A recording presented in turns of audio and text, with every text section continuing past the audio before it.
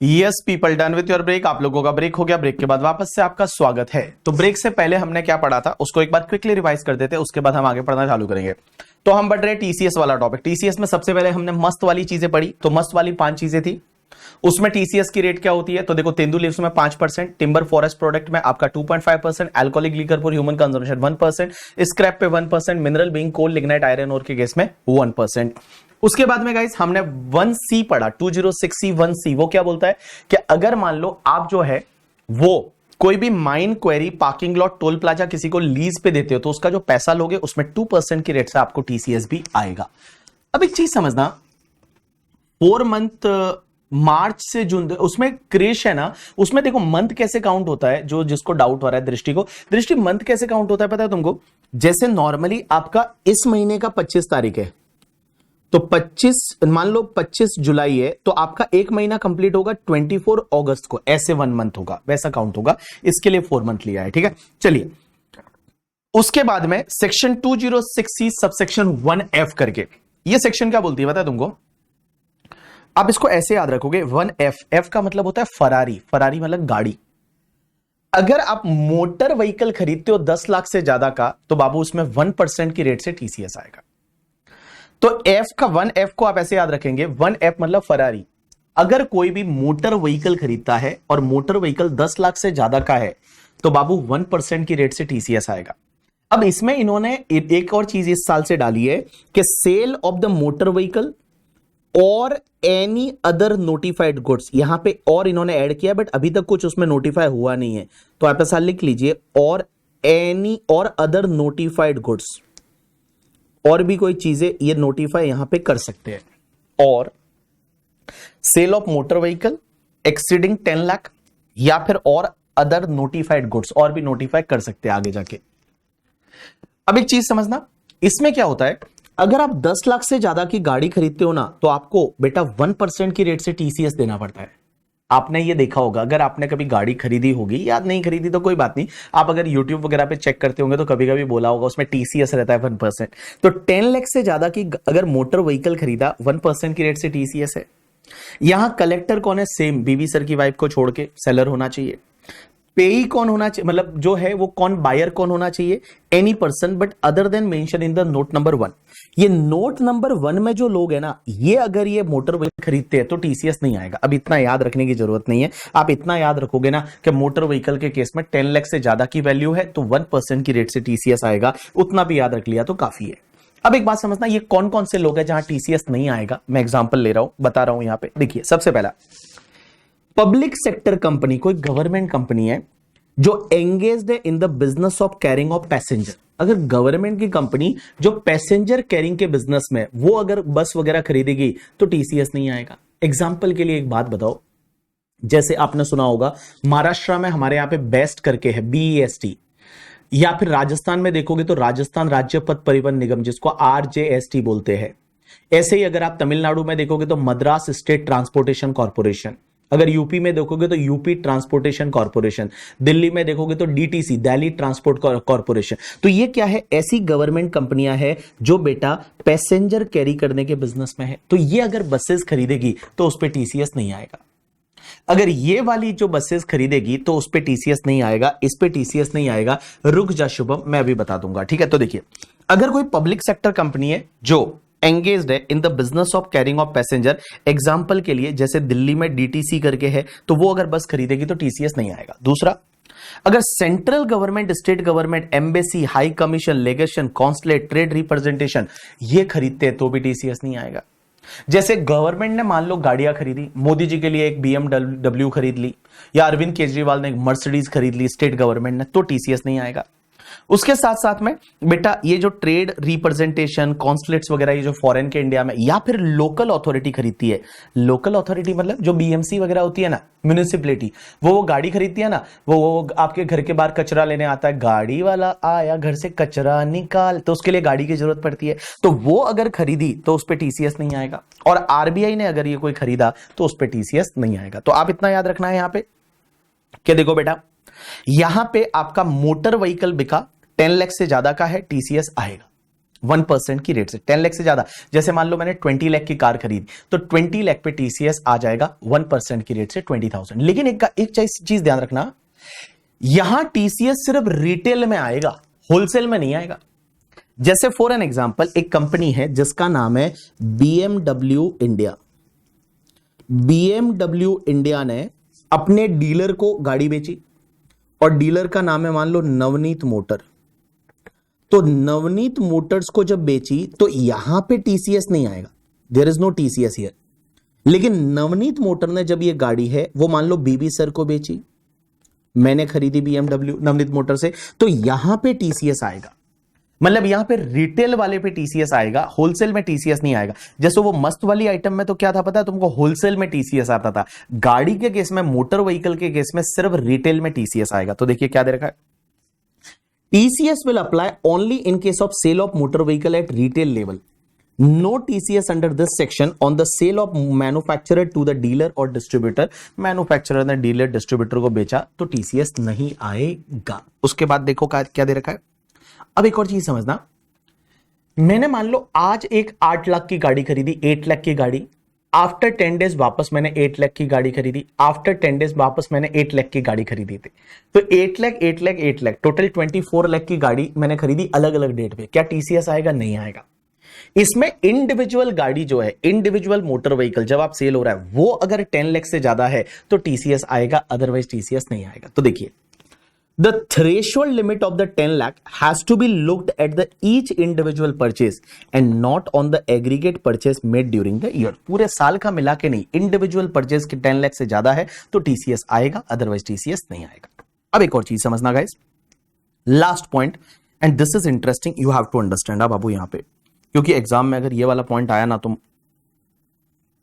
देखो मैंने यहां पे 206C1 के बाद 206C1C वो टोल प्लाजा 2% टीसीएस था। उसके बाद 206C1F मतलब फरारी गाड़ी के केस में 1% था। ठीक है, अब मैं आपको एक टीसीएस की सेक्शन पढ़ा रहा हूं, ध्यान देना बेटा। 206C1G करके, जी को आपको कैसे याद रखना है मैं बताता हूं कैसे याद रखना है। 1G को आप या तो याद रखोगे ग्लोबल के नाम से, ग्लोबल, या याद रखोगे घूमने जाना फॉरेन में, घूमने जाना फॉरेन, क्योंकि इसके दो पार्ट है, ग्लोबल एंड घूमने जाना फॉरेन। अब एक बात समझना, ये 1G वाली सेक्शन क्या है, आप इधर ध्यान दीजिए सब लोग। आपको पता है इंडिया से बाहर आप पैसा भेज सकते हो अंडर LRS स्कीम।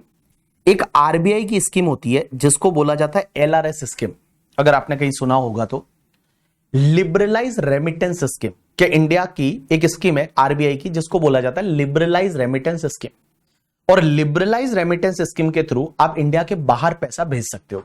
जैसे आपको थाईलैंड में एक घर खरीदना है, तो क्या सर हम थाईलैंड में जाके घर खरीद सकते हो? बिल्कुल खरीद सकते हो, पैसा है वो LRS स्कीम से बाहर भेज सकते हो।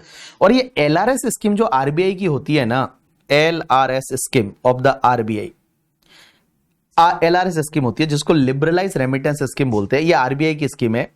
और इसमें क्या होता है, ये जो LRS स्कीम होता है ना, इसमें कोई भी इंडिविजुअल है, वो इंडिविजुअल इंडिया के बाहर पूरे साल में मिला के $2.5 लाख भेज सकता है। $2.5 लाख भेज सकता है, $2.5 लाख। देखो यहां आरबीआई की वेबसाइट पे हूं मैं, और आरबीआई की वेबसाइट में यहां दे रखा है कि कितना पैसा भेज सकते हैं इंडिया के बाहर। तो इंडिया के बाहर जो है वो आप $2.5 लाख भेज सकते हैं इंडिया के बाहर। तो $2.5 लाख का मतलब कितना हुआ? तो $2.5 लाख मतलब आप देखोगे अगर रुपीस में कन्वर्ट करने जाओगे तो $2.5 लाख मल्टीप्लाई बाय, अगर 80 का भी रेट लेते हो तो 2 करोड़ रुपया हर साल आप इंडिया के बाहर भेज सकते हो। तो देखिए क्या लिखा हुआ है यहां पे, under the LRS scheme all the resident individual लोग, माइनर भी मिला के, are allowed to freely remit up to the $250,000 पर फाइनेंशियल ईयर इंडिया के बाहर आप भेज सकते हो।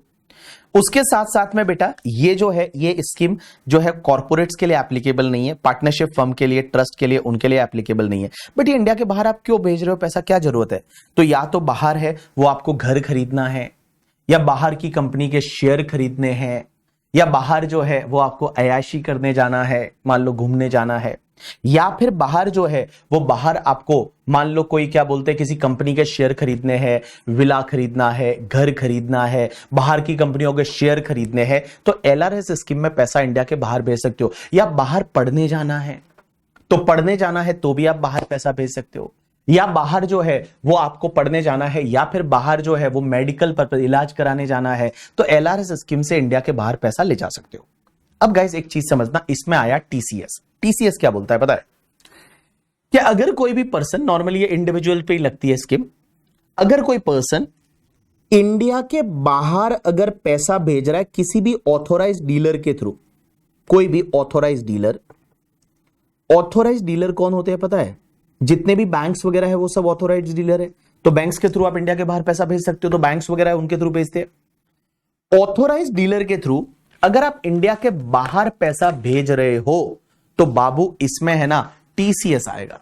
और टीसीएस कैसे आएगा समझना, आपको यह देखना पड़ेगा कि इंडिया के बाहर आप पैसा किस लिए भेज रहे हो। पहले तो आपको यह देखना है कि इंडिया के बाहर आपने जो पैसा भेजा वो पैसा अगर मेडिकल या एजुकेशन पर्पस के लिए भेज रहे हो, मेडिकल या एजुकेशनल पर्पस के लिए भेज रहे हो, मेडिकल या एजुकेशनल पर्पस के लिए भेज रहे हो, तो गाइस यहां पे टीसीएस आएगा @5% in excess of 7 lakh rupees.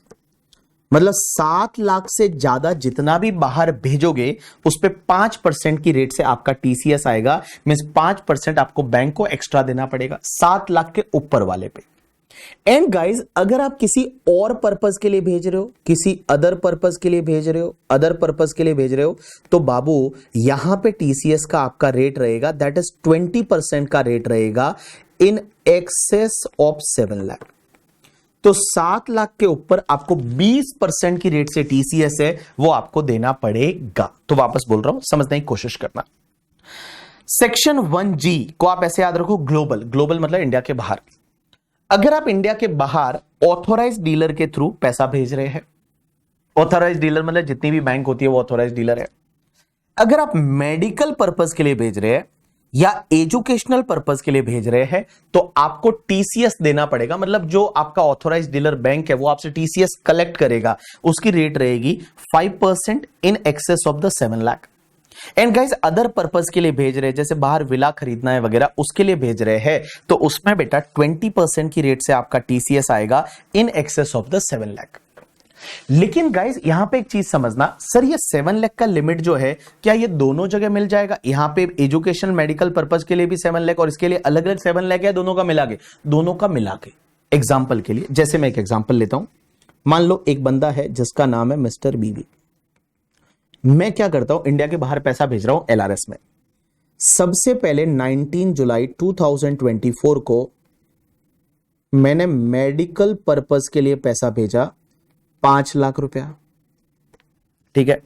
फिर मैंने 15 अक्टूबर 2024 को बाहर शेयर्स खरीदने के लिए, शेयर्स ऑफ मान लो फेसबुक कंपनी के मैंने शेयर खरीद लिए, उसके लिए पैसा भेजा मैंने 5 लाख रुपया। उसके बाद मैंने 15 दिसंबर 2024 को कुछ मेरा बेटा बाहर पढ़ रहा है, मान लो एजुकेशनल पर्पस के लिए मैंने पैसा भेजा 7 लाख रुपया। उसके बाद मैंने 15 जनवरी 2025 को मैंने इसी साल में मान लो थाईलैंड में एक घर खरीदा और उसके लिए पैसा भेजा, हाउस के लिए 9 लाख रुपए। 9 लाख रुपए में घर खरीदा, हाउस। और उसके बाद मैंने 19 फेब 2025 को मान लो दुबई में एक प्रॉपर्टी और खरीदी और वो प्रॉपर्टी के लिए पैसा भेजा, that is the 12 lakh rupees.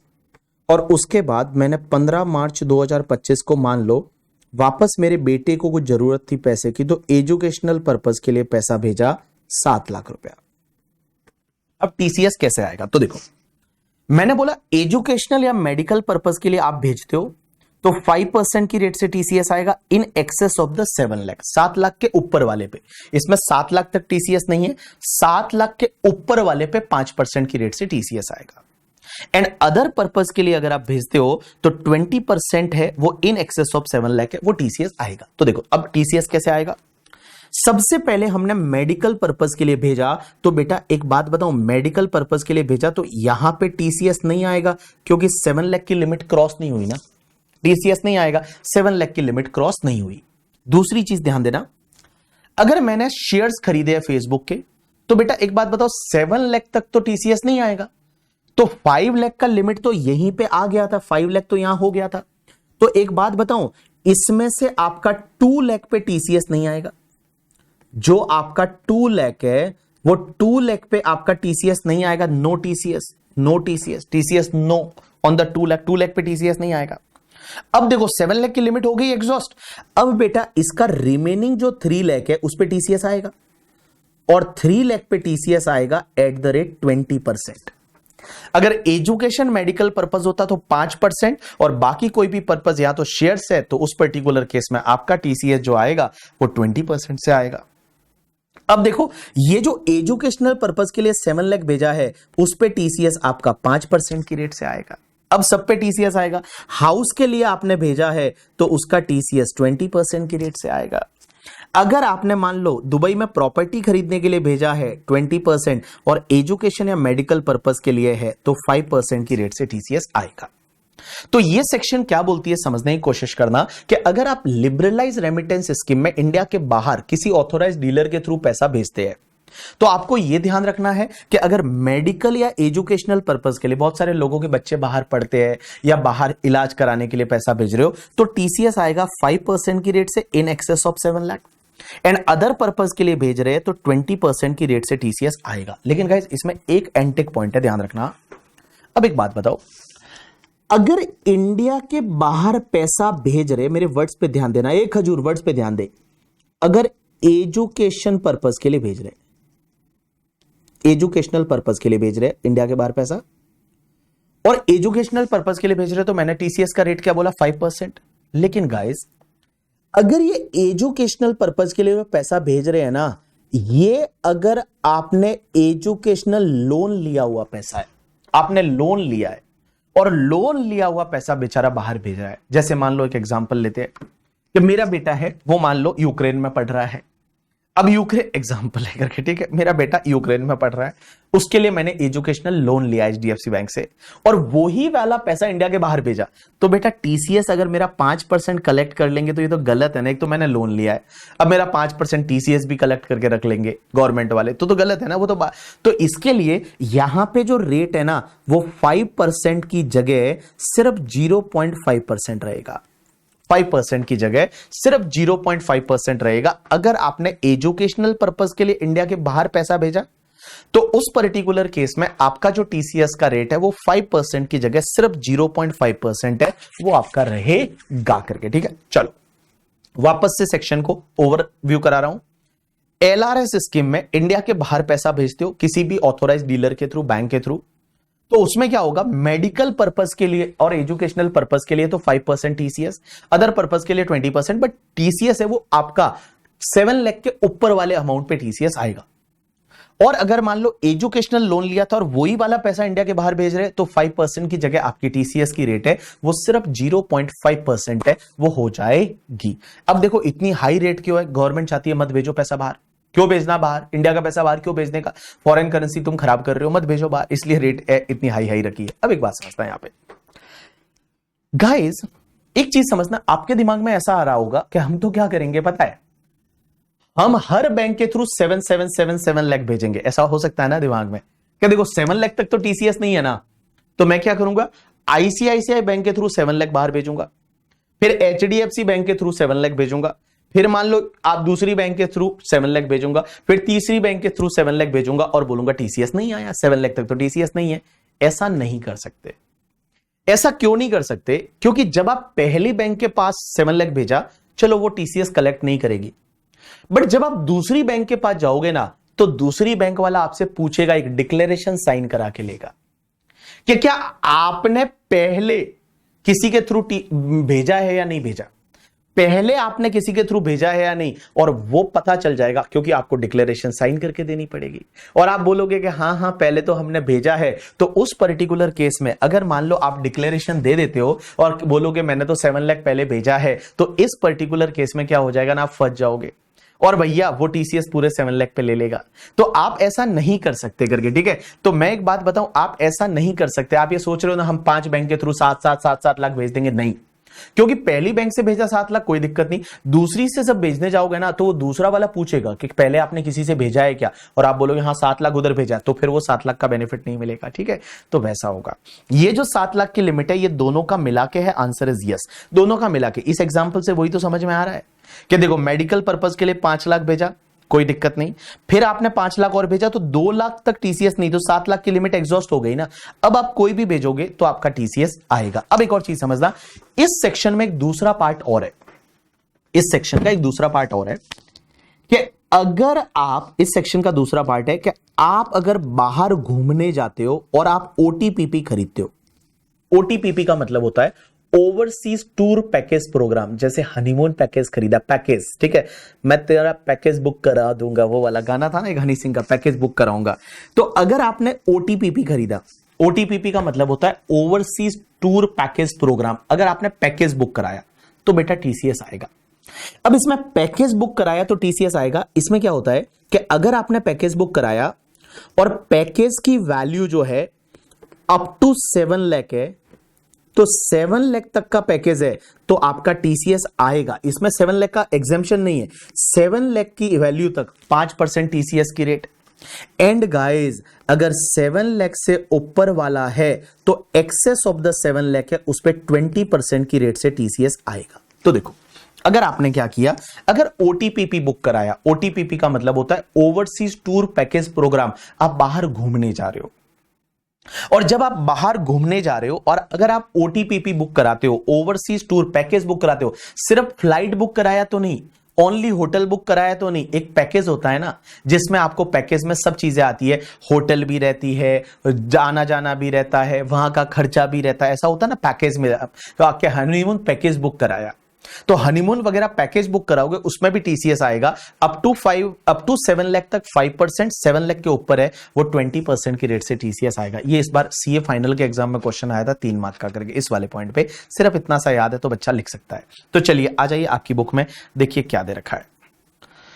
Section 206C sub section 1G क्या बोलती है, remittance of money more than 7 lakh under the LRS scheme of the RBI, educational medical purpose के लिए 5% in excess of the 7 lakh, and guys other purpose के लिए है तो 20% of amount in excess of the 7 lakh, authorise dealer के साथ through आप पैसा इंडिया के बाहर भेज रहे हो। और दूसरा पॉइंट क्या बोलता है, अगर sale of overseas tour package programme, कोई सेलर है ओटीपीपी का, जैसे मेक माई ट्रिप है या मान लो थॉमस कुक है, ये लोग पैकेज बेचते हैं, तो यहां टीसीएस आएगा 5% of sale value up to 7 lakh और 20% अबव द 7 लाख। अब एक बात समझना, टीसीएस कब नहीं आएगा, पहला point, no TCS if deducted TDS under any section.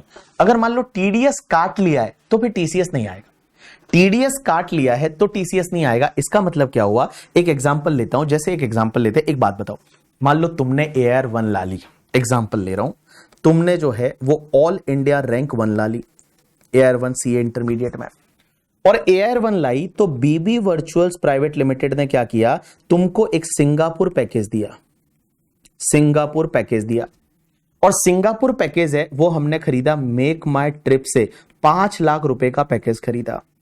अब देखो सिंगापुर पैकेज खरीदा हमने, तो हम तो क्या करेंगे, मेक माई ट्रिप का टीडीएस काट लेंगे अंडर सेक्शन 194C, जैसा कल अपन ने बोला था, ट्रांसपोर्टेशन ऑफ गुड्स और passenger by any mode other than railway. तो बेटा मैंने तो 5 लाख का पैकेज बुक कराया है, तो हमने टीडीएस काट लिया अंडर सेक्शन 194C में, टीडीएस काट लिया, तो फिर यहां टीसीएस नहीं आएगा। अगर मान लो उस ट्रांजैक्शन पे टीडीएस कट चुका है तो फिर आपका टीसीएस है वो टीसीएस नहीं आएगा। आगे देखिए क्या दे रखा है, या फिर ये पैकेज या इंडिया के बाहर पैसा central government, state government, embassy, high commission, ये सब वही वाले, या नॉन रेजिडेंट विजिटिंग इंडिया, अगर कोई नॉन रेजिडेंट इंडिया घूमने आ रहा है बेचारा, वो पैकेज बुक कराता है, तो बेटा उस पे टीसीएस नहीं आएगा। अब एक और चीज समझना, इन case of the liberalise remittance scheme LRS, if remitted amount is out of the educational loan, तो भैया आपका टीसीएस का रेट 0.5% रहेगा 5% की रेट से। और ओटीपीपी का मतलब क्या होता है पता है, ओटीपीपी का मतलब होता है, ओटीपीपी जो है वो ओटीपीपी का मतलब होता है कि ओवरसीज टूर पैकेज प्रोग्राम, जिसमें पूरा पैकेज होता है। तो देखिए OTPP means any tour package which offer visit to country or countries or territory outside India, including expenses for travel, hotel, stay, boarding, lodging, and any other expenses or similar nature in relation thereto, that is called OTPP. अब एक बात बताओ, मैं बोल रहा हूं India के बाहर मेडिकल पर्पज या एजुकेशन पर्पज, तो एजुकेशन पर्पज में क्या आएगा? सिर्फ फॉरेन के कॉलेज का फीस आएगा या फॉरेन में रहना वहना सब आ जाएगा? राइट आंसर इज रहना वहना सब आ जाएगा। अगर आप हॉस्टल में रहते हो वहां तो हॉस्टल का खर्चा है वो भी आपका एजुकेशनल पर्पज ही माना जाएगा। अगर कॉलेज का खर्चा है वो भी एजुकेशनल पर्पज माना जाएगा।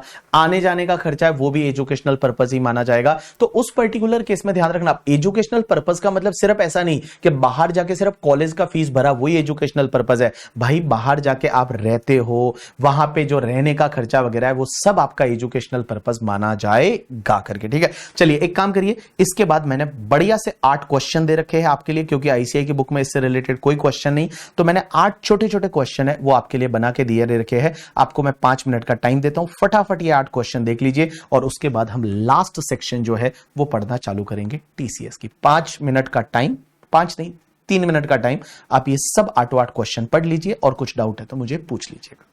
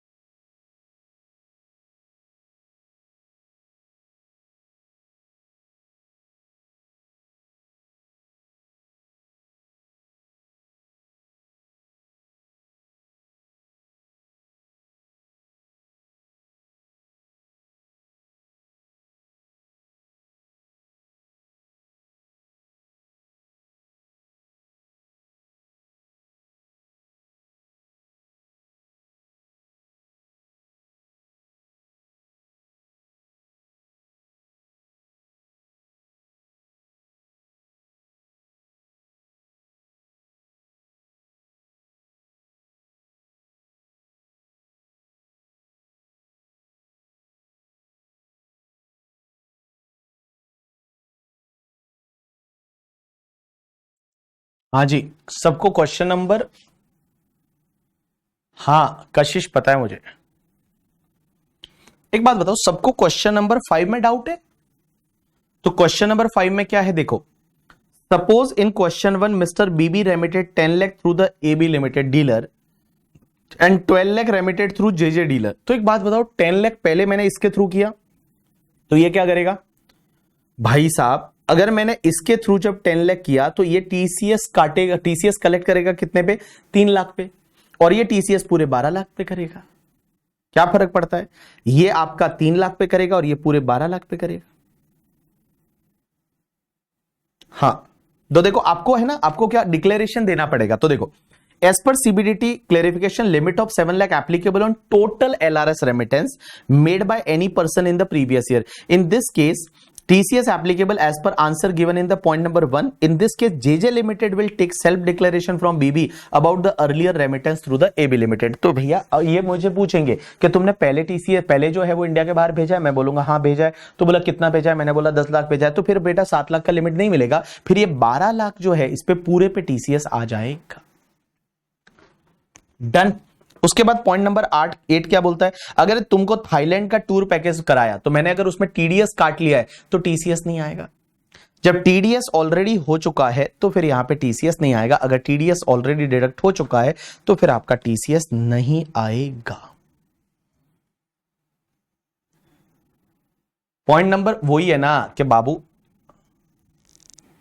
अगर मान लो अच्छा वो बोल रहे हो, अगर इसमें अच्छा 7th में ये था कि टीडीएस आ गया है तो टीसीएस नहीं आएगा, इसमें क्या वो 15 लाख का पैकेज है, तो मैंने क्या बोला 7 लाख के पैकेज तक कोई टीसीएस नहीं है, सॉरी 7 लाख के पैकेज पे 5% है और 7 लाख के ऊपर वाले पे 20% है। यही तो इस बार सीए फाइनल के एग्जाम में आया था करके, ठीक है। तो मैं आपको बताऊं, देखो मैंने यहां क्या बताया था, पैकेज वाले में ओटीपीपी में अप टू 7 लाख तक 5%, 7 लाख के ऊपर 20%, तो अप टू 7 लाख तक 5%, 7 लाख के ऊपर वाले पे 20%। क्वेश्चन नंबर 4 बता दो, मैं ही करा लेता, फिर तुमको करवाने की जरूरत क्या थी। एजुकेशनल लोन पे अगर आपने भेजा बाहर तो टीसीएस का रेट 0.5% आएगा 5% की जगह। ये तो मैं बता चुका हूं यार, वही वाली चीजें वापस रिपीट कर करके तुम पूछ रहे हो करके, ठीक है। चलिए अब एक चीज समझना, next and last concept we are going to discuss और that is the section 206C1H करके, ठीक है। चलिए आ जाइए सब लोग, लास्ट सेक्शन टीसीएस की सेक्शन 206C1H। अब एक बात समझना, ऑल पीपल पे अटेंशन, इधर ध्यान देना। हाँ 206C1H करके सेक्शन है, लास्ट सेक्शन है। अब मेरे को आपका कंसंट्रेशन सिर्फ 15 मिनट चाहिए, बस 15 मिनट के बाद जो है आपका कंसंट्रेशन नहीं चाहिए, ठीक है। 15 मिनट और पढ़ लो भाई साहब, ये टॉपिक एकदम इतना अच्छे से मैंने कराया, इतना धीरे से कराया ना करके, मैं क्या बताऊं आपको। इधर देखो, किसी को पूछना टीसीएस में या टीडीएस में कोई लेता है 4-5 लेक्चर, 5 लेक्चर मैंने ले रहा हूं आपके टीडीएस में करके, 5 लेक्चर 15 घंटे सिर्फ एक टॉपिक पढ़ाया हमने, बिकॉज आई वॉन्ट के ये थोड़ा क्लियरिटी दिमाग में जाए चीजें। 206C1H क्या बोलता है समझने की कोशिश करना, इधर ध्यान देना गाइस।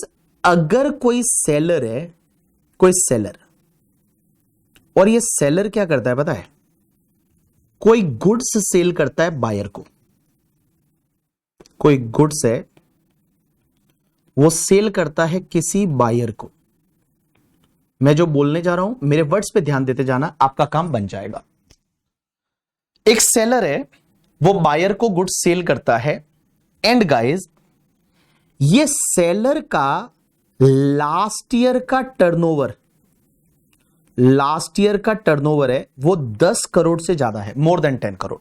सेलर है, सेलर का लास्ट ईयर का टर्नओवर 10 करोड़ से ज्यादा है, वो गुड्स सेल करता है बायर को, एंड गाइस अगर बायर को गुड्स सेल किया, उसका जो कंसिडरेशन रिसीव्ड कर रहा है, और बायर को गुड्स सेल किया वो 50 लाख से ज्यादा का था, तो जब भी कंसिडरेशन रिसीव्ड करेगा, कंसिडरेशन रिसीव्ड कर रहा है, तो गाइस वो कंसिडरेशन अगर इन excess of the 50 lakh, 50 lakh से ज्यादा है, मतलब 50 लाख से ज्यादा का गुड सेल किया होगा तो 50 लाख से ज्यादा का कंसिडरेशन है, तो यहां पे टीसीएस आएगा at the rate 0.1% in excess of 50 lakh. तो 50 लाख से जितना ज्यादा का गुड सेल किया था उसका जो कंसिडरेशन रिसीव्ड हो रहा है उस पे 0.1% की रेट से टीसीएस आएगा। वापस से ट्राई टू अंडरस्टैंड। अगर कोई सेलर है, सेलर वो है जिसका लास्ट ईयर का टर्नओवर 10 करोड़ से ज्यादा है। सेलर का लास्ट ईयर का टर्नओवर मींस लास्ट ईयर का टर्नओवर 10 करोड़ से ज्यादा है। एग्जांपल के लिए मान लो इसमें एक बंदा है जिसका नाम है मिस्टर गुप्ता। गुप्ता, ये गुप्ता लोग सब बिजनेस वाले होते हैं, मारवाड़ी लोग। गुप्ता एक बिजनेसमैन है, सेलर है। इसने सेल किया गुड्स अग्रवाल को। एक बंदा है जिसका नाम है अग्रवाल, अग्रवाल को गुड्स सेल किया। और अग्रवाल को देखो, गुप्ता का लास्ट ईयर का टर्नओवर 10 करोड़ से ज्यादा है और उसने अग्रवाल को गुड्स सेल किया, तो उससे जो पैसा लेगा 50 लाख से ऊपर वाले पे सिर्फ 0.1% की रेट से टीसीएस कलेक्ट करना है। 50 लाख से ऊपर वाले पे 0.1% की रेट से टीसीएस कलेक्ट करना है। एग्जांपल के लिए मान लो सेलर ने, ये सेलर है गुप्ता, उसने बायर अग्रवाल को इस साल में गुड्स बेचा 90 लाख का। तो 90 लाख का गुड्स बेचा, तो गाइस 90 लाख का जो कंसिडरेशन मिलेगा ना, 90 लाख का जो कंसिडरेशन मिलेगा, उस कंसिडरेशन में 50 लाख पे कोई टीसीएस नहीं आएगा और बाकी वाला जो 40 लाख रुपीस है, इस 40 लाख पे at the rate 0.1% that is 4,000 रुपया है, वो 4,000 आगे वाले से टीसीएस कलेक्ट करना रहेगा। आप बोलोगे सर इतना छोटू सा टीसीएस से क्यों ही कलेक्ट करा रहे हैं 0.1%? क्योंकि अगर आप 40 लाख पे देखोगे 0.1% it's comes to the 4,000 TCS collect करना रहेगा। अब एक बात बताओ, इसमें क्या है ना, गवर्नमेंट ट्रैक करना चाहती है कि कौन कितना गुड्स बेच रहा है, खरीद रहा है, ट्रैक करने के लिए कर रही है करके, ठीक है। तो देखो, अगर कोई सेलर है, सेलर का लास्ट ईयर का टर्नओवर 10 करोड़ से ज्यादा है और बेटा वो गुड्स अगर सेल करता है, उसका कंसिडरेशन रिसीव्ड करता है, 50 लाख से ज्यादा कंसिडरेशन है, तो इन एक्सेस ऑफ द 50 लाख है, उस पे 0.1% की रेट से टीसीएस है, वो सेलर कलेक्ट करेगा बायर से। अब एक बात बताऊं, एक सेक्शन में टीडीएस में छोड़ के आ गया था। अब वो टीडीएस में जो सेक्शन छोड़ के आया था वो मैं इसके साथ आपके साथ में अंडरस्टैंड करवाऊंगा। इधर देखो, एक टीडीएस में दो सेक्शन छोड़ी है, उसमें एक सेक्शन 194Q छोड़ी है। 194Q क्या है अब समझना। 194Q क्या बोलती है बताए कि अगर कोई बायर है, बायर, अगर कोई बायर है और बायर जो है उसका लास्ट ईयर का टर्नओवर 10 करोड़ से ज्यादा है। आप बोलोगे सर अभी तो सेलर बोल रहे थे, रुको रुको रुको थोड़ा, रुको थोड़ा आराम करो। इसका लास्ट ईयर का टर्नओवर जो है वो 10 करोड़ से ज्यादा है, किसका, बायर का।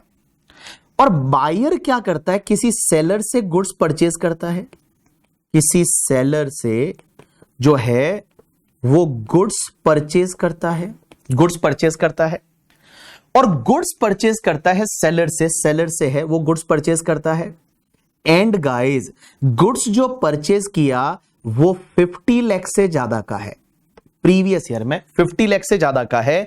तो ये बायर क्या करेगा, सेलर का टीडीएस काटेगा, टीडीएस काटेगा at the rate 0.1% in excess of 50 lakh rupees. तो 50 लाख से जितना ज्यादा वाला गुड्स परचेज किया उस पे 0.1% की रेट से टीडीएस काटना है। आप बोलोगे सर ये दोनों सेक्शन तो एकदम रेप्लिका हो गई, क्योंकि इधर आप क्या बोल रहे थे 206C1H में कि अगर कोई भी सेलर है वो गुड्स सेल करता है और सेलर का लास्ट ईयर का टर्नओवर 10 करोड़ से ज्यादा है और उसने गुड्स सेल किया 50 लाख से ज्यादा कंसिडरेशन मिला, तो 50 लाख के ऊपर वाले पे 0.1% की रेट से सेलर टीसीएस कलेक्ट करेगा। अब इसमें आप क्या बोल रहे हो कि अगर कोई बायर है, बायर का लास्ट ईयर का टर्नओवर 10 करोड़ से ज्यादा है, बायर गुड्स परचेज करता है 50 लाख से ज्यादा और बायर जब उसको पेमेंट वगैरह करेगा तो उस पे 0.1% की रेट से सर टीडीएस काटेगा इन एक्सेस ऑफ द 50 लाख। तो सर एक बात बताओ, इसको ऐसा हुआ कि अगर ये बायर अग्रवाल है, इसका लास्ट ईयर का टर्नओवर 10 करोड़ से ज्यादा है, तो बायर टीडीएस काटेगा अंडर सेक्शन 194Q। अब क्वेश्चन यह आता है कि सर अगर दोनों ही सेक्शन लग गया तो सर यहां टीसीएस वाला, जैसे एग्जांपल के लिए गुप्ता का टर्नओवर भी लास्ट ईयर का 10 करोड़ से ज्यादा है, एंड बायर का टर्नओवर जो है अग्रवाल, उसका भी लास्ट ईयर का 10 करोड़ से ज्यादा है। अगर सर दोनों ही सेक्शन लग गई तो गाइस, अगर दोनों ही सेक्शन लग जाती है, अगर दोनों ही सेक्शन में झगड़ा हो जाता है, जब 194 क्यू में आपका टीडीएस भी आ रहा है और 206C 1H में आपका टीसीएस भी आ रहा है, अगर दोनों ही सेक्शन लग गई तो फिर कौन सी सेक्शन लगानी है सर? तो फिर आपको टीडीएस वाली सेक्शन लगानी है, टीसीएस वाली सेक्शन नहीं लगानी। अगर दोनों ही सेक्शन लग गई, 194 क्यू भी लग गया एंड 206C 1H भी लग गया, अगर दोनों ही आ रही है, क्योंकि इसमें क्या हुआ करके, ठीक है देखो, सेलर का लास्ट ईयर का टर्नओवर 10 करोड़ से ज्यादा है, 10 करोड़ से ज्यादा है, और सेलर गुड सेल करता है 50 लाख से ज्यादा का कंसिडरेशन मिल रहा है, तो यहां सेलर को टीसीएस कलेक्ट करना है 0.1% इन excess of the 1 lakh, sorry in excess of 50 lakh. दूसरा क्या बोलता है, बायर का लास्ट ईयर का टर्नओवर अगर 10 करोड़ से ज्यादा है, बायर गुड्स को परचेज करता है 50 लाख से ज्यादा, तो इन एक्सेस ऑफ 50 लाख 0.1% की रेट से टीडीएस काटना है। तो सर टीडीएस और टीसीएस टॉपिक दोनों में झगड़ा हो गया, यहां पे दोनों कंडीशन सेटिस्फाइड हो रही है, तो फिर क्या करना है? तो बाबू यहां पे आपका जो है ना, यहां पे आपको क्या करना है, टीडीएस को आप प्रायोरिटी दोगे, टीडीएस को प्रायोरिटी दोगे, और टीडीएस अंडर सेक्शन 194 क्यू है, वो आपका काटा जाएगा, टीसीएस नहीं लगेगा, टीडीएस लगेगा। तो चलिए अपन एक काम करते हैं, जैसा जैसा जितना मैं अभी पढ़ाऊंगा उस पर आपको ध्यान देना है, बाकी ज्यादा इधर उधर देखने की जरूरत नहीं है, ठीक है। देखिए क्या दे रखा है, सेक्शन 206C 1H, पहले टीसीएस पर्सपेक्टिव पढ़ते हैं। देखिए क्या दे रखा है कि सेल ऑफ गुड्स, अगर आप कोई भी गुड्स सेल करते हो other than export and covered under section 206C 1F and 1G। देखो 1 में तो वो आपके मस्त वाली आइटम कवर थी, मस्त वाली, वो alcoholic liquor for human consumption वगैरह, उस पे तो ऑलरेडी टीसीएस उन सेक्शंस में आ जाता है ना, तो फिर इस सेक्शन में टीसीएस नहीं आएगा।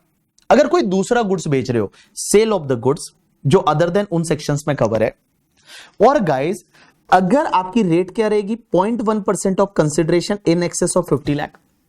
सेलर कौन होना चाहिए? एनी पर्सन जिसका लास्ट ईयर का टर्नओवर मोर देन 10 करोड़ है।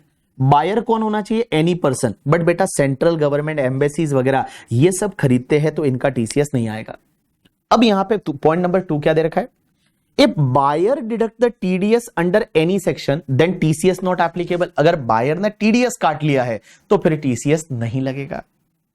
उसके बाद एक चीज समझना, If buyer not submit the PAN or Aadhaar, then TCS rate is 1% instead of 0.1% in this section। इसका मतलब क्या है, मैं आपको समझाता हूं। इधर देखो, एक गाइस एक बात बताओ, आपको याद है मैंने डे 1 पे ऐसा बोला था कि टीडीएस टॉपिक पढ़ाते टाइम मैंने क्या बोला था आपको पता है? इधर देखो, मैंने आपको टीडीएस टॉपिक पढ़ाते टाइम बोला था कि जो पेई होता है ना, उसको अपना पैन नंबर देना पड़ेगा, पैन नंबर या आधार नंबर देना पड़ेगा।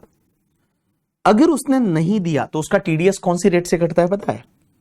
जो भी रेट होगी या 20% विच एवर इज हायर। और उसमें मैंने ये बताया था, एक लड़की बार बार पूछे जा रही थी कि सर ये 194 क्यू क्या है, तो मैंने ये बताया था कि 194 क्यू में आपका यहां पे 5% होगा। तो जैसे एक बात बताओ, ये मैं टीडीएस की बात कर रहा हूं, टीडीएस में पेई ने अपना पैन और आधार अगर नहीं दिया तो टीडीएस कौन सी रेट से कटेगा? रेट और 20% whichever is higher, but 194 Q के लिए अपन 5% लेंगे। जैसे एक बात बताओ, अपन एग्जांपल लेते हैं कि मान लो आपका प्रोफेशनल फीस है और प्रोफेशनल फीस में आपने पेन नंबर नहीं दिया, तो रेट क्या है? 10% और 20% विच एवर इज हायर, 20% से टीडीएस काटो। दूसरी चीज, अगर 194 क्यू तो अभी पढ़ा ना, क्यू अभी जिसमें 0.1% रेट है, तो अगर 0.1% का रेट है और आपने अगर पेन नंबर नहीं दिया तो यहां 5% लेंगे, हायर कम्स टू द 5%, तो 5% की रेट से टीडीएस आएगा अंडर सेक्शन 194 क्यू, जो अभी मैंने बताया। अब एक बात समझना, ऐसा ही फंडा चलता है टीसीएस में।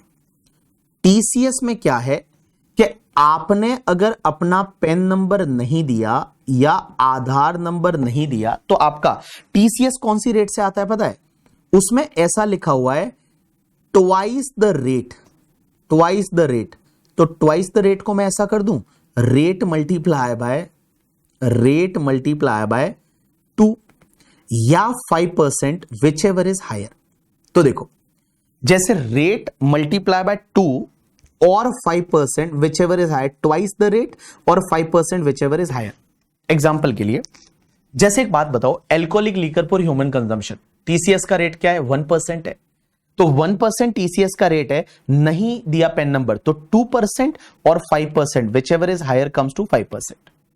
दूसरी चीज, अगर मान लो उसमें तेंदू पत्ता, बीड़ी पत्ते में रेट क्या है, बीड़ी पत्ते में रेट है वो आपका 5% का है, तो 5 मल्टीप्लाई बाय 2 10% और 5% whichever is higher comes to 5%। लेकिन गाइस इस सेक्शन में भी यहां पे ये जो 5% है ना, इसकी जगह आपका 206C 1H जो अभी मैंने बताया कि सेलर का टर्नओवर 10 करोड़ से ज्यादा एंड ऑल, तो वहां पे टीसीएस का रेट 5% की जगह आपका 1% होगा। इसका मतलब देखो 0.1% का रेट है, मल्टीप्लाई बाय 2 करोगे तो 0.2% और 1% whichever is higher means 1% की रेट से टीसीएस आएगा, अगर पेन नंबर या आधार नंबर नहीं दिया तो। देखो अब एक काम करते हैं, मैं आपको जैसे जैसे जहां लेके जाता हूं वहीं पे आप जाओगे, ज्यादा इधर उधर नहीं देखोगे, जैसा मैं बोलता हूं वहां पे आप लेके जाओगे। तो जैसा मैं बोल रहा हूं, जैसे देखिए यहां पे मैंने ये समझा रखा है, पेज नंबर 155 पे last point, if collectee has not provided the PAN और Aadhaar to the collector then TCS rate shall be the twice the rate or 5%, but in case of the 206C1H 1% whichever is higher। लेकिन इस section में कभी भी आपका TCS और TDS का rate मैं बताऊं कभी भी 20% से ज्यादा नहीं होगा, इस सेक्शन में कभी भी 20% से ज्यादा नहीं हो सकता। जैसे मान लो आप बाहर OTPP के लिए या LRS में, वहां तो 20% का रेट है, तो 20% का रेट है ऑलरेडी और ट्वाइस करोगे तो 40% हो जाएगा, तो 40% का रेट क्या 40% से TCS आएगा? Answer is no. तो यहां पे अगर आपने पेन नंबर नहीं दिया तो हाईएस्ट टीसीएस का रेट आपका 20% हो सकता है। अब एक काम करो, अब मैं एक काम करता हूं, मैंने यहां पे थोड़ी सी चीज आपको पढ़ाई, पॉइंट नंबर 4 भी पढ़ा देता हूं कि under this section TCS collected only at the time of receiving the consideration in excess of the 50 lakh in the previous year। CBDT के कुछ क्लेरिफिकेशन है। पहला क्लेरिफिकेशन ये बोलता है, in case of the motor vehicle of section 206C1F is not applicable। Like जब manufacturer से distributor को वो गाड़ी बेच रहे थे, BMW से नवनीत मोटर को, तो 1F में TCS नहीं आ रहा था, लेकिन बेटा 1H में TCS आ जाएगा। एंड दूसरी चीज, no need of any adjustment of GST और sales return, TCS under this section applicable on receipt of consideration. एक बात बताऊं, यहां TCS वाली जितनी भी सेक्शन है ना, वो इंक्लूडिंग GST रहता है। देखो TDS में तो मैंने क्या बोला था, GST को छोड़ के बाकी वाले अमाउंट पे आपको TDS काटना है, लेकिन TCS में क्या होता है, इंक्लूडिंग GST है, उस पे आपको TDS काटना है, तो TDS कलेक्ट करना है तो इंक्लूडिंग GST वाला फंडा चलता है। तो यहां पे आपका इंक्लूडिंग GST वाला फंडा चलता है, मींस आपको इंक्लूडिंग GST को इंक्लूड करके है वो आपको TCS कलेक्ट करना है। चलिए रुक जाइए, अब अपन एक काम करते हैं, 194Q जो उधर छोड़ के आए थे TDS में, वहां चलते हैं, थोड़ा सा देखते हैं। यहां पे देखिए क्या दे रखा है 194Q, फिर एक क्वेश्चन करते हैं। 194Q क्या बोलती है कि परचेज ऑफ गुड्स, आप गुड्स परचेज करते हैं 50 लाख से ज्यादा का, एंड बायर का लास्ट ईयर का टर्नओवर 10 करोड़ से ज्यादा है, रेजिडेंट पर्सन सेलर है, तो 0.1% सम इन एक्सेस ऑफ 50 लाख पे आपका TDS आएगा। Under this section TDS is deducted only in excess amount of the 50 lakh. 50 lakh से जितना ज्यादा अमाउंट रहेगा उसी पे आपका TDS आएगा। अपन एक काम करते हैं, इन दोनों सेक्शन पे क्वेश्चन करते हैं, तो क्या होगा ना, अपने दिमाग में थोड़ी चीजें बैठेगी, नहीं तो दोनों सेक्शन इतनी इजी नहीं है। तो आ जाइए क्वेश्चन नंबर 13 पे, आप अपनी बुक में क्वेश्चन नंबर 13 पे आ जाइए। अच्छा एक और चीज मैं बता दूं, अगर टाइम हो गया हो, किसी को जाना है करके, ठीक है, तो वो चला जाएगा। मैं जब तक ये टॉपिक कंप्लीट नहीं होगा, देयर में भी पॉसिबिलिटी 30 मिनट्स का टाइम लग जाए, तो आपको जाना है, आप चले जाइए। जैसे ये यूट्यूब पे लेक्चर रहेगा, आप कभी भी देख सकते हैं, वो आधे घंटे का लेक्चर। आज शाम को कोई लेक्चर नहीं है, tomorrow will be our last lecture. कल आपका लास्ट लेक्चर रहेगा, TDS TCS टॉपिक कंप्लीट हो गया। टोटल इनकम के आपको कुछ क्वेश्चंस है, वो मुझे 4-5 क्वेश्चन मेरे को कराने हैं, कुछ क्वेश्चन मैं आपको धीरे धीरे यूट्यूब पे कराते रहूंगा, आप खुद भी प्रैक्टिस करते रहेंगे, वैसा वाला है, ठीक है। तो एक बात समझना, आपको निकलना है तो आप निकल जाइए, कोई दिक्कत नहीं। बीच बीच में बार बार बोले नहीं कि सर मुझे जाना है, लेक्चर है, GST है, वो है। आपको बैठना है तो आधा घंटा बैठिए, जाना है तो आप चले जाइए। आ जाइए क्वेश्चन नंबर 13 पे। देखिए 13 वाला क्वेश्चन क्या बोलता है, समझना, very interesting question. Mr. Gupta is a resident Indian is a retail business and turnover of financial year 23-24 is a 12 crore. तो गुप्ता जो है उसका लास्ट ईयर का टर्नओवर 12 करोड़ है, 10 करोड़ से ज्यादा है। He regularly purchase goods from the another resident, Mr. Agarwal. Agarwal से ये गुड्स खरीद रहा है जो होलसेलर है। And the aggregate payment during the financial year 24-25 95 lakh का पेमेंट किया है, 20 लाख का पेमेंट इस दिन किया, 25 लाख का पेमेंट इस दिन किया, 22 लाख का पेमेंट इस दिन किया, 28 लाख का पेमेंट इस दिन किया। Assuming that the amount were credited to the Agrawal account in the books of Gupta on the same date, same date पे उसने क्रेडिट कर दिया, सेम डेट पे पेमेंट किया, बिल भी सेम डेट का, सेम डेट पे ही पेमेंट कर दिया। Agarwal turnover of the last year is 15 crore. अब एक बात बताओ गाइस, यहां पे गुप्ता का टर्नओवर लास्ट ईयर का 12 करोड़ है, अग्रवाल का टर्नओवर लास्ट ईयर का 15 करोड़ है, तो बेटा यहां तो टीडीएस टीसीएस दोनों आ सकता है। क्योंकि अगर आप देखोगे यहां पे अगर गुप्ता जो है वो बायर है, गुप्ता जो है वो बायर है, तो गुप्ता बायर है, गुप्ता के पॉइंट ऑफ व्यू से देखोगे तो 194 क्यू में टीडीएस जाना चाहिए।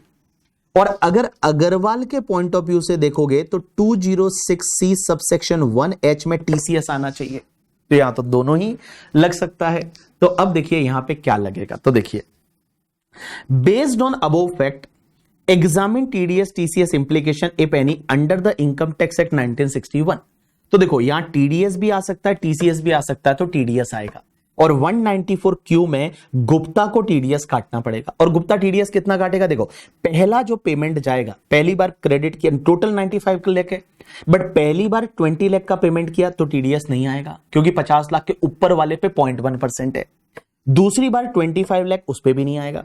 तो देखो पहला वाला जो 20 लाख है उस पे नहीं आएगा, दूसरा वाला 25 लाख 45 लाख हो गया उस पे नहीं आएगा, फिर 22 लाख वाला जो है उसमें 5 लाख पे तो नहीं आएगा बट 17 लाख पे आ जाएगा। और 17 लाख पे आप अगर कैलकुलेट करोगे 0.1%, इट्स कम्स टू द 1700 रुपए का टीडीएस आएगा। और 28 लाख रुपया जो है उस पे आ जाएगा 2800 रुपए का टीडीएस आएगा, 2800 का। तो देखिए आंसर में क्या दे रखा है, समझने की कोशिश करना। देखिए since mister Gupta's turnover for the financial year 23-24 last year is more than 10 crore and payment made by him to the Agrawal, a resident seller, exceed 50 lakh in the previous year 24-25. He is liable to deduct TDS at the rate 1.1% of the 45 lakh being the more than 50 lakh in the following manner. No tax is deducted under section 194Q on the payment made on first payment, second payment पे तो TDS आएगा ही नहीं. Since the aggregate payment till that day is only 45 lakh, has not exceeded the threshold limit of the 50 lakh. The tax of 1700, that is 17 lakh का 0.1% has to be deducted under section 194Q from the payment or credit of 22 lakh on 23rd November 2024 and guys बाकी वाला 2800 का TDS और आ जाएगा जब 28 लाख का payment हुआ। देखो in this case since both the section 194Q and 206C1H apply, tax has to be deducted under section 194Q, मतलब TDS आएगा, यहाँ TCS नहीं आएगा। उसके बाद दूसरा पॉइंट क्या बोलता है, would your answer be different if Gupta का टर्नओवर लास्ट ईयर का 8 करोड़ है। एक बात बताओ, गुप्ता बायर है और गुप्ता का टर्नओवर लास्ट ईयर का 8 करोड़ है तो 194 क्यों नहीं लगेगा, 194 क्यू नहीं लगेगा। और जब 194 क्यू नहीं लगेगा तो फिर 206C1H लगेगा और अग्रवाल टीसीएस कलेक्ट करेगा इतना का इतना। तो देखिए क्या दे रखा है, if Gupta's turnover of last year is only 8 crore, TDS provision under section 194Q is not attracted. However, TCS provision under section 206C1H would be attracted in hands of Agrawal since the turnover exceed the 10 crore in the 23-24 and his receipt from the Gupta is exceed 50 lakh rupees. तो बेटा यहां 1700 का एक तो TCS आएगा और एक 2800 का TCS आएगा, ऐसे TCS आ जाएगा।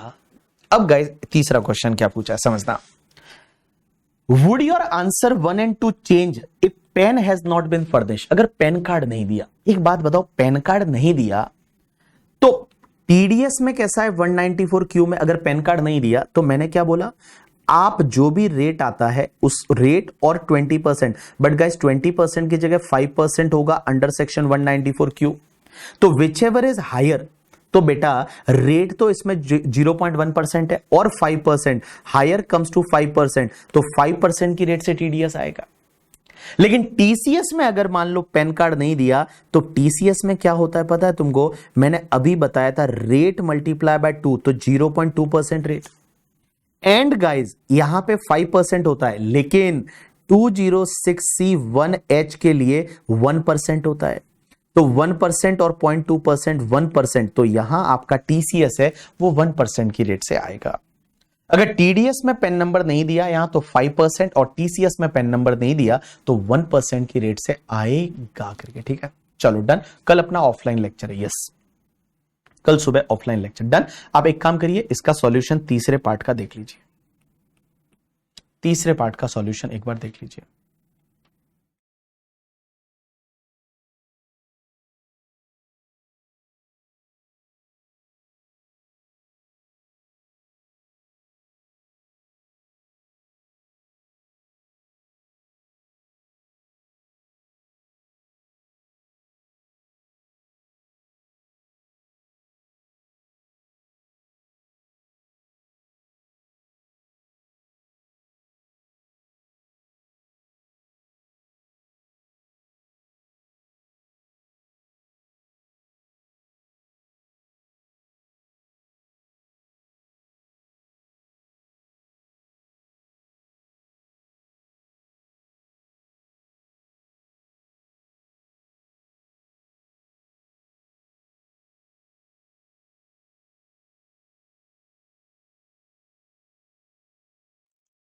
Tomorrow lecture timing 7:30, 7:30 tomorrow lecture timing 7:30, done.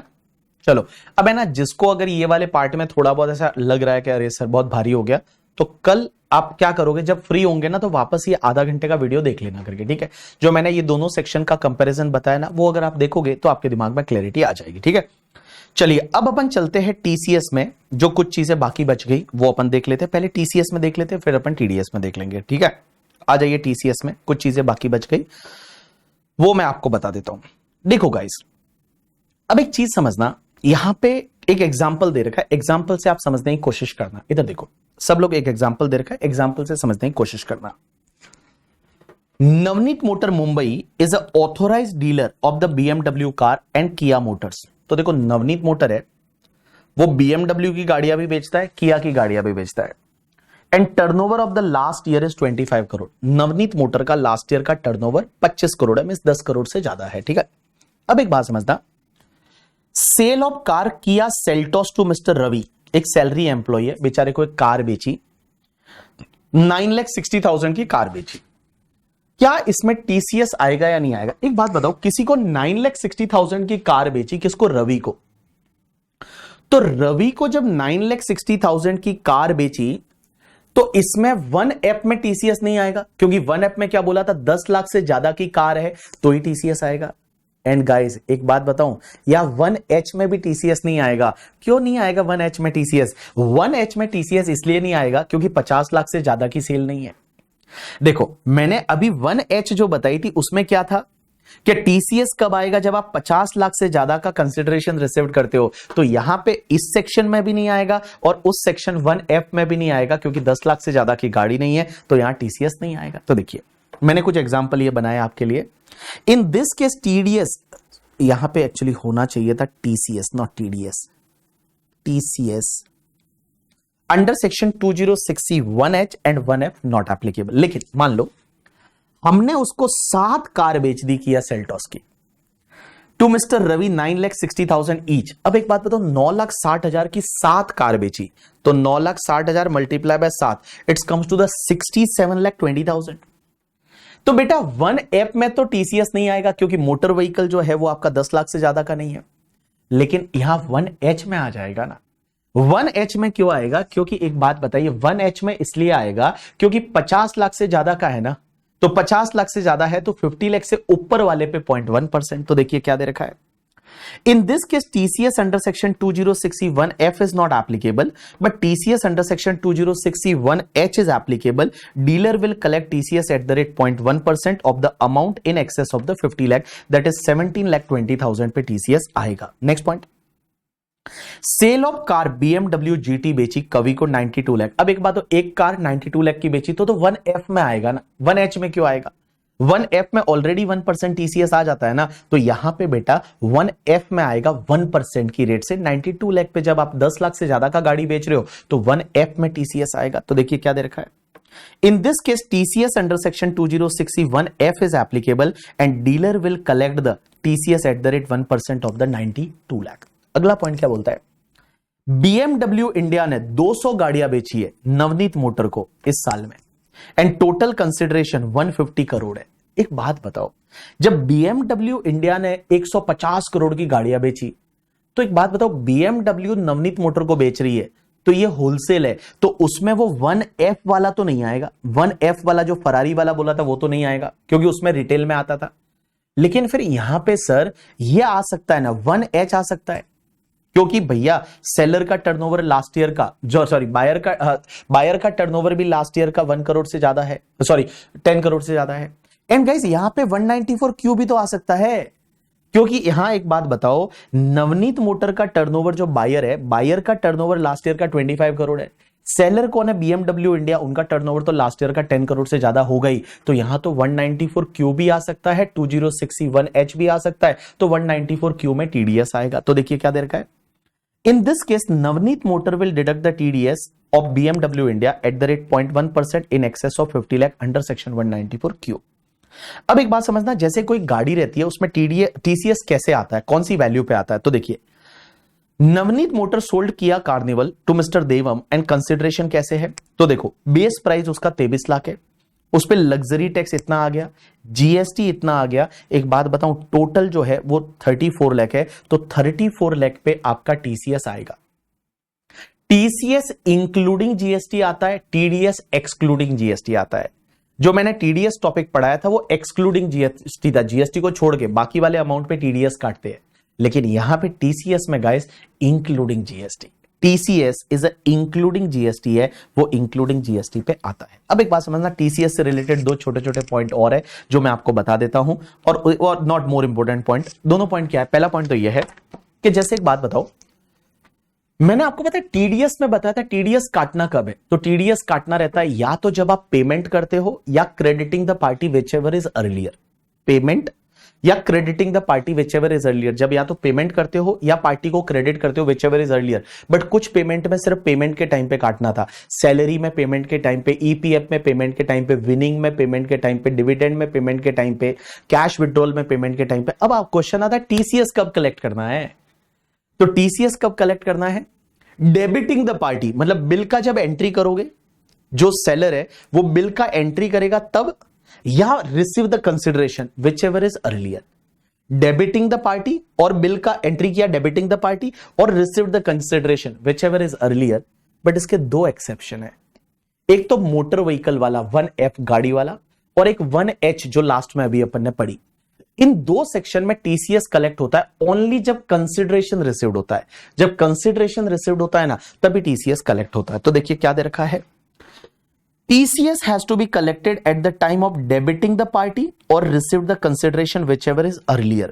But under section 2061F गाड़ी वाला and 1H it has to be collected only at the time of receipt of consideration। ये पॉइंट को आप छोड़ सकते हो। जैसे TCS आपने लेट जमा कराया है, लेट काटा, तो उसमें 1% की रेट से इंटरेस्ट लगता है। अब उसमें कैसा था हमारे TDS में 1% एंड 1.5%, यहां पूरे पे 1% ही है, लेकिन आगे जाके इसको चेंज किया है, वो 1 अप्रैल 2025 से चेंज किया है, तो अभी आपके लिए वो एप्लीकेबल नहीं है। तो आप यहां समझिए, यहां सिर्फ 1% की रेट से इंटरेस्ट लगता है on the late collection and late payment, वहां पे इंटरेस्ट था 1% एंड 1.5%, तो वो याद रखना है।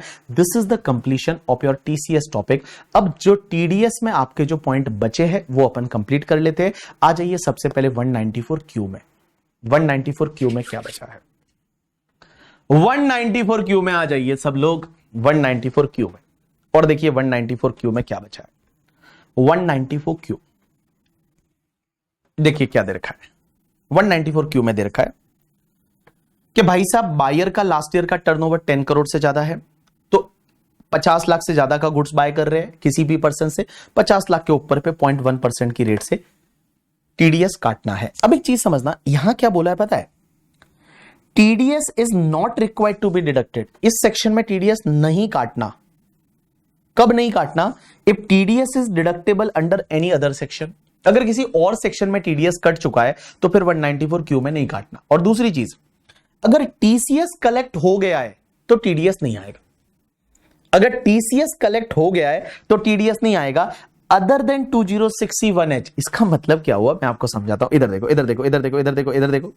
इसका मतलब क्या हुआ मैं आपको अभी समझाता हूं। इधर देखो गाइस, इधर समझना। हाँ, जैसे मान लो आपका alcoholic liquor for human consumption या जो मस्त वाली आइटम थी उसमें आपका टीसीएस कलेक्ट होता था 2061 में।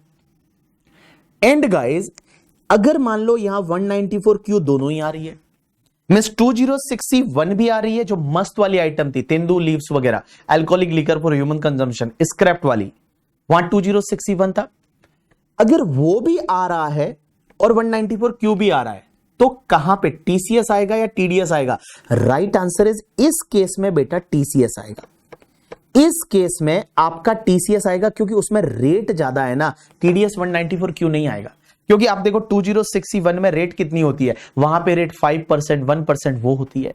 लेकिन गाइस, अगर 2061H एंड 194 क्यू में झगड़ा है तो फिर ये वाली टीसीएस नहीं आएगी, ये टीडीएस आएगा। तो देखो, नॉर्मल केस में 194 क्यू में रेट क्या है? 0.1%।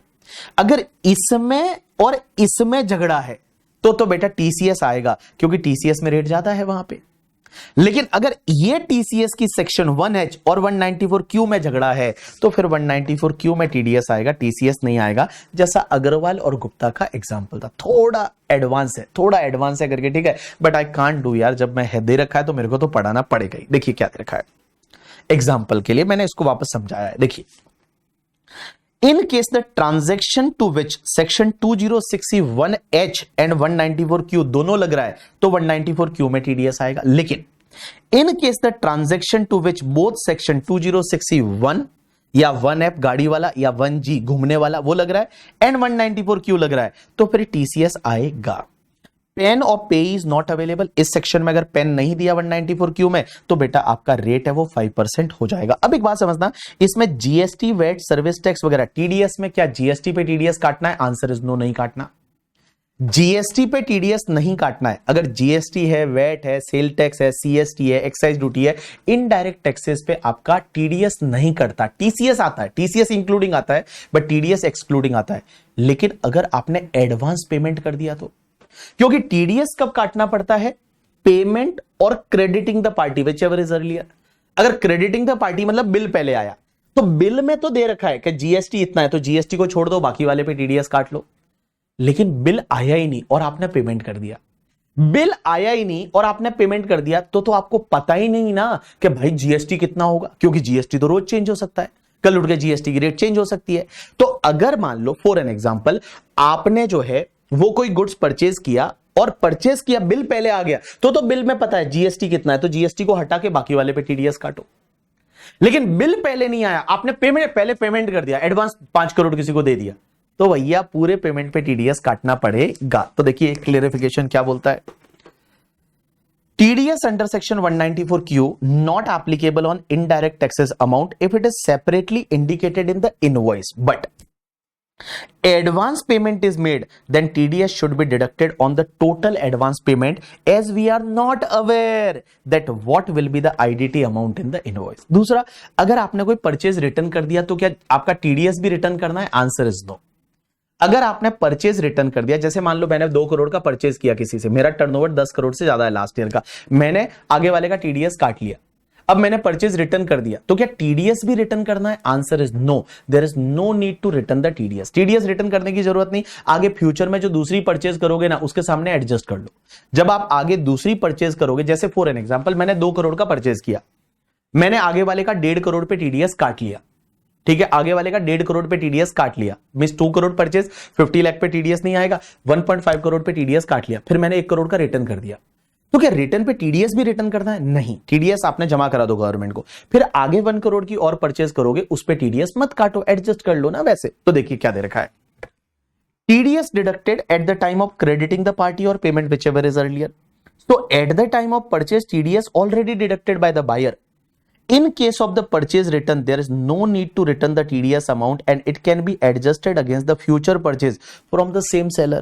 And in case of replacement तो क्या करना है? Replacement तो क्या होता है? पुराने सामान की जगह नया सामान दे दिया, तो उसमें कुछ करने की जरूरत नहीं है. अब एक बात बताओ सर, ये जो सेक्शन जो दोनों आपने पढ़ाई 206C1H एंड 194Q, ये तभी लगती है जब लास्ट ईयर का टर्नओवर 10 करोड़ से ज्यादा है. बट अगर पहले साल का बिजनेस है तो, अगर पहले साल का बिजनेस है तो लास्ट ईयर का टर्नओवर तो अंडा है, जीरो है, तो क्या ये सेक्शन लगेगी? नहीं लगेगी. और टर्नओवर का मतलब क्या सर? सिर्फ बिजनेस टर्नओवर की बात होती है या सब कुछ भी मिला वो बिजनेस टर्नओवर? टर्नओवर का मतलब देखो, पहले साल का इनकॉर्पोरेशन है तो आपको ये टीडीएस टीसीएस नहीं लगेगा, क्योंकि पहले साल का है तो भाई लास्ट ईयर का टर्नओवर जीरो, ये सेक्शन ही नहीं लगेगी.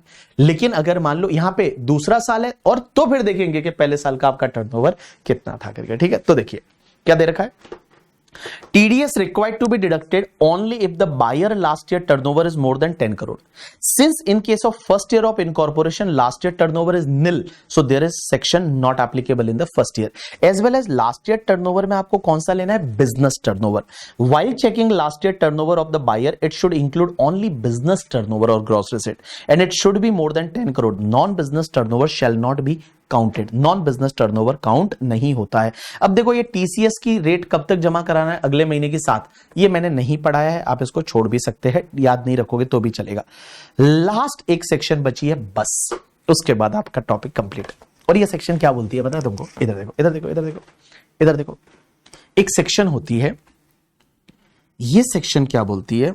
इस सेक्शन का नंबर आप याद रख पाए तो ठीक है, नहीं रख पाए तो भी ठीक है करके. ठीक है, रख पाए तो ठीक है, नहीं रख पाए तो भी ठीक है. एग्जाम में आपका काम जो कल तक पढ़ाया था उसके बेसिस पे हो जाएगा करके. ठीक है, आज जो भी पढ़ा है वो काफी एडवांस वाली चीजें हैं सब. एक सेक्शन है जिसका नंबर है 206 AB या 206 CCA करके. ये टीडीएस के लिए है, ये टीसीएस के लिए है, ये टीसीएस. अब एक बात बताओ, मैंने अभी थोड़ी देर पहले बताया था कि आगे वाले ने पेन नंबर नहीं दिया तो क्या रेट से टीडीएस काटना है या टीसीएस कलेक्ट करना है, वो मैंने बताया था.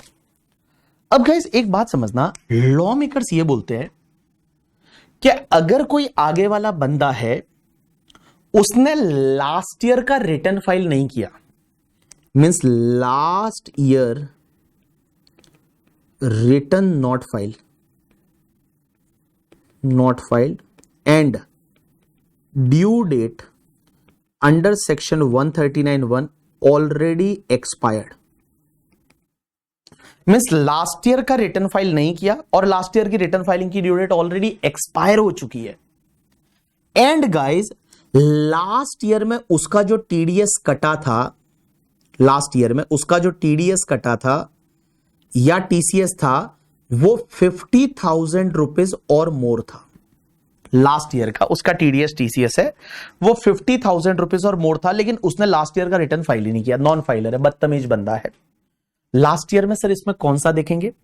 तो देखो अपना प्रीवियस ईयर है वो 24-25 है, तो बाबू लास्ट ईयर में जो है इसमें आपको लास्ट ईयर में एग्जैक्ट लास्ट ईयर नहीं देखना, क्योंकि अगर एग्जैक्ट लास्ट ईयर देखोगे 23-24 तो इसका तो रिटर्न फाइलिंग का ड्यू डेट आना अभी बाकी है ना, इसका तो रिटर्न फाइलिंग का ड्यू डेट आना बाकी है, इस साल में आएगा वो, तो इसको छोड़ दो. आपको क्या देखना है कि भाई साहब उसने रिटर्न फाइल नहीं किया प्रीवियस ईयर 22-23 का, और 22-23 में उसका जो टीडीएस कटा था या टीसीएस कलेक्ट हुआ था वो 50,000 या उससे ज्यादा था, बट उसने उस साल का रिटर्न ही फाइल नहीं किया. तो अब आप इस साल में, करंट ईयर में, आप उसका जो टीडीएस काटोगे या टीसीएस कलेक्ट करोगे, उसकी रेट क्या होगी पता है? उसकी रेट होगी that is rate multiply by 2 या फिर आपका 5% विच एवर इज हायर. ये हायर वाली रेट से आपको उसका टीडीएस काटना है या टीसीएस कलेक्ट करना है. वापस समझना, अगर कोई बंदा ऐसा है बड़ा बेशरम है, उसने प्रीवियस ईयर 22-23 का रिटर्न फाइल नहीं किया और उस ईयर में उसका टीडीएस टीसीएस 50,000 या उससे ज्यादा था, और ये आप इनकम टैक्स पे वेबसाइट पे उसका पेन नंबर डाल के चेक कर सकते हो कि उसने उस साल का रिटर्न फाइल किया है या नहीं किया. तो गाइज यहां पे आपको इस साल उसका जो टीडीएस काटना है वो ट्वाइस द रेट और 5% whichever is higher.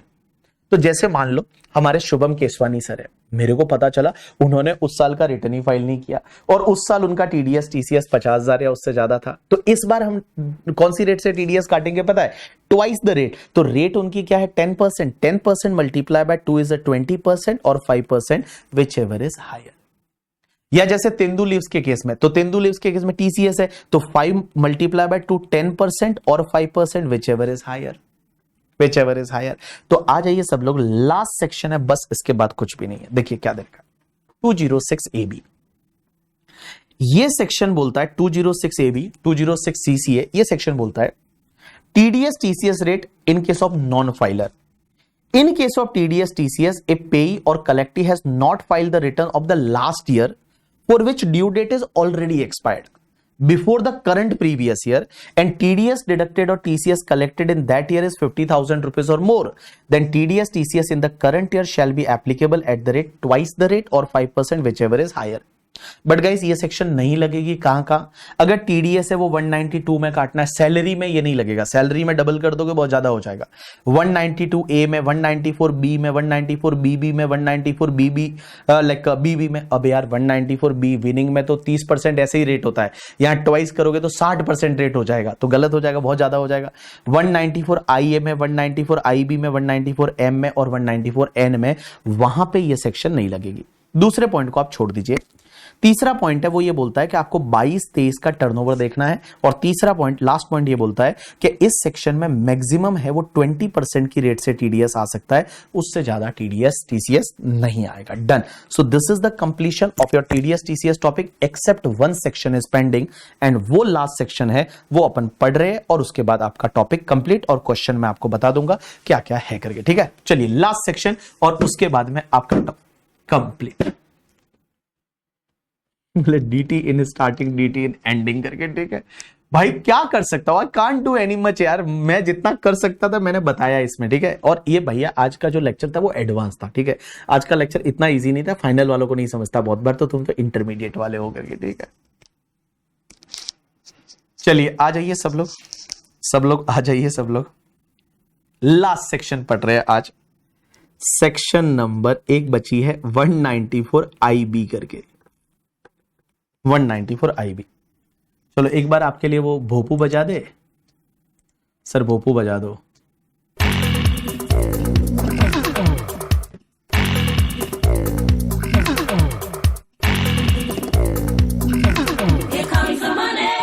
Here we go. She's really good.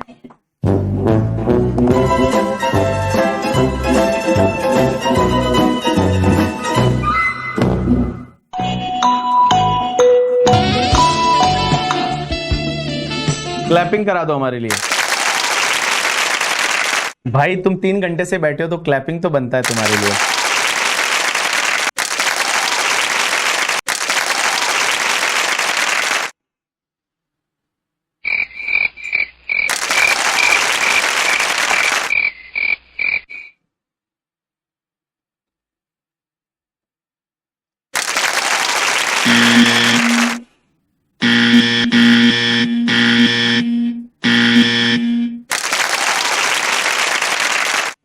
चलो डन। अब अपन लास्ट सेक्शन पढ़ रहे हैं, और उसके बाद में आप अपने घर पे और मैं जाऊंगा पुणे करके। ठीक है, ड्राइव करके आज तो मैं जाऊंगा पुणे और आप जाओगे अपने घर पे। तो लास्ट सेक्शन पढ़ते हैं भाई साहब, मैं जा रहा हूं पुणे आज घूमने, कल अपन मिलेंगे सुबह, और कल अपन अपना सिलेबस पूरा हो चुका है आज। कल बुक कैरी करोगे? हाँ, कल है ना, आपको बुक कैरी करना है। जो बुक है, बुक मतलब आपकी वो टेक्स्ट बुक, नोटबुक, और वो भी बुक मतलब ये कॉम्पैक्ट वाली कैरी करनी है। और किसी का जो अच्छा राइटिंग हो ना, जो पुणे से अगर लेक्चर देख रहा है, किसी का अच्छा राइटिंग हो ना, तो प्लीज आप अपनी सब बुक लेके आना, पहली बुक, दूसरी बुक, तीसरी बुक, सब बुक कल लेके आना। I will give you chocolate, I just want one xerox from that करके। ठीक है, तो मैं आपको चॉकलेट दूंगा, मैं आपको चॉकलेट दूंगा, तो भाई साहब प्लीज आप थोड़ा सा देख लो करके। ठीक है, चलो अब लास्ट 194 IB, बस उसके बाद तो आपको एकदम फ्री करके। ठीक है, देखो इधर देखो गाइस, इधर देखो 194 IB क्या बोलता है पता है? Rent of immovable property. एक बात बताओ सर, आप जो है ना रेंट ऑफ इमूवेबल प्रॉपर्टी की आप बात कर रहे हो। सर रेंट तो पढ़ा तो चुके हो कल, रेंट ऑफ इमूवेबल प्रॉपर्टी वापस क्यों पढ़ा रहे हो? इसको ऐसे याद रखना, आईबी का मतलब रेंट ऑफ इमूवेबल प्रॉपर्टी भाड़े पे लिया। कैसे याद रखोगे? इमूवेबल प्रॉपर्टी भाड़े पे लिया। अब एक बात बताओ, rent of immovable property, sir आप इसको पढ़ा तो चुके हो रेंट में कल आपने पता है 194 आई पढ़ाया था और आपने बोला था आई में हमको आई को रेंट देना पड़ेगा, आई को रेंट देना पड़ेगा। सर कल पढ़ाया तो था आपने ये 194 आई, और 194 आई आपने पढ़ाया तो था, अब वापस आप क्यों पढ़ा रहे हो? आपको पता है उसमें क्या था 194 आई में? मेरी वाइफ को टीडीएस नहीं काटना था ना, क्योंकि वहां पे मेरी वाइफ को हाईजैकर में टीडीएस नहीं काटना, तो आई भी तो इसमें आ गया, आई भी तो आया, तो मेरी वाइफ को टीडीएस नहीं काटना। तो मेरी वाइफ के लिए बाबू उन्होंने नई सेक्शन बनाई। मेरी वाइफ के लिए देखो गवर्नमेंट कितना ध्यान रखती है, मेरी वाइफ के लिए एक नई सेक्शन बनाई 194 आईबी, और ये सेक्शन बोलती है कि सर पेयर कौन होना चाहिए, इसमें पेई कौन होना चाहिए, इसमें सर रेट क्या होनी चाहिए, और इसमें कंडीशन क्या है। तो देखो बेटा, सबसे पहली चीज ये सेक्शन में पेयर कौन होना चाहिए? इंडिविजुअल एंड एचयूएफ, जो बीबी सर की वाइफ है, ठीक है, जो other than covered under section 194 आई, जो आई में कवर होते हैं वो तो चलेंगे, बट यहां पे एक बात बताओ, मेरी वाइफ को आई में तो टीडीएस नहीं काटना था, बट मेरी वाइफ ने एक बंगलो भाड़े पे लिया है, पता है तुमको? मेरी वाइफ ने एक बंगलो भाड़े पे लिया, और भाई साहब बंगलो भाड़े पे लिया है आराम करने के लिए, दिन में 15 घंटे सोने के लिए। तो अब एक बात बताओ, मेरी वाइफ टीडीएस 194 आईबी में काटेगी, अब पेई कौन होना चाहिए? तो पेई is a resident person. Rate क्या रहेगा? एक बात बताऊं, इसमें रेट पहले 5% था, बट विथ इफेक्ट फ्रॉम 1 अक्टूबर 2024 से ये रेट 2% हो गया है। मैंने बोला था कल चेंजेस में रेट में, तो आईबी में रेट पहले 5% था, बट 1 अक्टूबर से ये रेट 2% हो गया है। तो पेयर कौन? बीबी सर की वाइफ। पेई कौन? Resident person. रेट क्या? पहले 5% था, 1 अक्टूबर से 2% हो गया है। अब एक बात समझना, इस सेक्शन में टीडीएस तभी काटना है जब रेंट पर मंथ है ना वो 50,000 रुपीज से ज्यादा है। रेंट पर मंथ, जो पर मंथ क्या लिख रहे हो सर? रेंट जो पर मंथ है वो 50,000 से ज्यादा है तो ही टीडीएस काटना है, अदरवाइज टीडीएस नहीं काटना। तो देखो, पेयर बीबी सर की वाइफ, इंडिविजुअल एचयूएफ जो 194 आई में नहीं आ रहा, पेई कौन सा? Resident person. रेट क्या रहेगा? 5%। अभी 1 अक्टूबर से 2% हो गया। अब एक बात समझना गाइस, इसमें हुआ क्या, इसमें एक एग्जांपल लेते हैं। जैसे मान लो ये मेरी वाइफ है, मेरी वाइफ का फोटो बनाओ, लो, बोलते हो आप हमारा ऐसे गंदा गंदा फोटो बनाते हो, आपकी बीवी का नहीं बनाते, लो ये फोटो बनाया। बस बेचारी मेरी वाइफ अगर मेरा वीडियो देख लेना तो मेरा डाइवोर्स तो पक्का हो जाए करके, ठीक है, स्पेशली टीडीएस टीसीएस टॉपिक, ठीक है। तो ये लो, ये मेरी वाइफ है मिसेस बीवी, बस खुश हो गए, देख लो करके, ठीक है, ये मेरी वाइफ है मिसेस बीवी। अब इसने क्या किया पता है तुमको? मेरी वाइफ कुछ भी नहीं करती, बैठी रहती है। अब उसने एक घर भाड़े पे लिया, ये वाला घर भाड़े पे लिया, और गाइस ये जो घर भाड़े पे लिया, और ये घर उसने भाड़े पे लिया किसी बंदे से जिसका नाम है मिस्टर काका। काका से भाड़े पे लिया, और इसका रेंट पर मंथ कितना है पता है? 70,000 rupees per month. Per month का rent 70,000 rupees per month rent है। तो रेंट 70,000 रुपीज पर मंथ है, तो बेटा पर मंथ का रेंट 50,000 से ज्यादा है तो इसमें टीडीएस कटेगा। लेकिन बाबू है ना, ये सेक्शन में ये बोला हुआ है कि हर महीने टीडीएस नहीं काटना। आप सोचो, मेरी वाइफ है, वो हर महीने टीडीएस बेचारी कैसे काटेगी?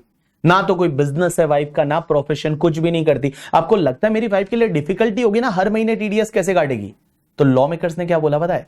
मेरी वाइफ को बोला हर महीने टीडीएस नहीं काटना, आपको टीडीएस काटना है लास्ट महीने के रेंट में से। जब आप लास्ट महीने का रेंट जब आप पे करोगे ना, तब आपको टीडीएस काटना है। लास्ट महीने का रेंट जब आप पे करोगे तब आपको टीडीएस काटना है। तो लास्ट महीने का जो रेंट रहेगा ना, तब आपको टीडीएस काटना है। तो गाइस लास्ट महीने का रेंट, तो एक बात बताओ मुझे, हमारा रेंट कितना है? 70,000 पर मंथ, मान लो पूरे 12 मंथ के लिए भाड़े पे लिया, तो पूरे 12 मंथ का रेंट कितना हो गया खजूर? 70,000 मल्टीप्लाई बाय 12, 8,40,000। और 8,40,000 रेंट आ गया। अब उस पे टीडीएस काटना है लास्ट महीने के रेंट से। तो लास्ट महीने का मतलब होता है कि जो मार्च मंथ का रेंट रहेगा, मार्च मंथ के रेंट से टीडीएस काटना है, और मार्च मंथ का रेंट जो रहेगा उससे टीडीएस काटना है। अब एक बात बताओ, यहां पे है ना टीडीएस कौन सी रेट से काटे? देखो पहले टीडीएस का रेट है ना वो 5% था, और अब टीडीएस का रेट 2% हो गया है। अब एक बात बताऊं, इसमें मेरे में और आईसीआई में एक कॉन्ट्राडिक्शन आ रहा है। मतलब मेरे को अलग लग रहा है, आईसीआई ने अलग किया है। ठीक है, मैंने आईसीआई को मेल किया है, शायद वो मॉड्यूल में चेंज कर लेंगे, क्योंकि मैं जो बोलने जा रहा हूं वो सही है। मेरे को यह लगता है कि तो टीडीएस काटना कब है? लास्ट महीने में काटना है, तो मार्च मंथ में टीडीएस काटना है, तो मार्च 25 में टीडीएस काटना है, मार्च 25 में।